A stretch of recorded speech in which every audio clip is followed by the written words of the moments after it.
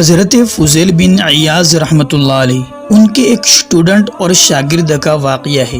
بڑا زبردست اور دل کو جھنجھوڑنے والا اور دل کو ہلا دینے والا واقعہ ہے۔ اس واقعے کو سن کر آپ کا ایمان تازہ ہو جائے گا۔ بڑا زبردست واقعہ ہے۔ تو شروع کرنے سے پہلے آپ سے چھوٹی سی ریکویسٹ ہے کہ اگر آپ نے ابھی تک ہماری چینل کو سبسکرائب نہیں کیا تو جلدی سے کر لے، تاکہ آنے والی ہر اپڈیٹس اور ہر ویڈیو آپ تک سب سے پہلے پہنچ جائے۔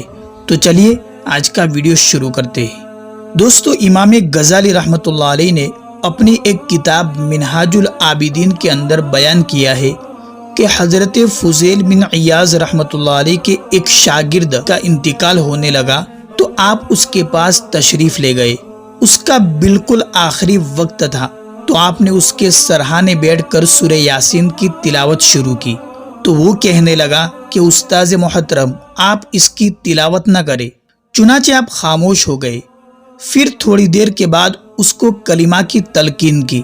اس نے پھر کہا کہ میں اس کو بھی نہیں پڑھ سکتا۔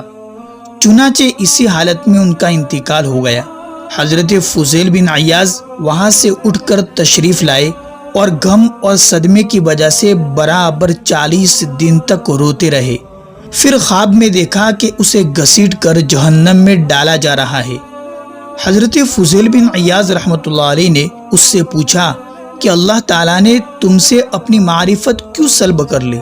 تم تو میرے شاگردوں میں سب سے اچھے شاگرد تھے۔ اس نے کہا کہ 3 وجہ ہے، 3 ریزن ہے۔ سب سے پہلا، میں بہت زیادہ چغلیاں کرتا تھا۔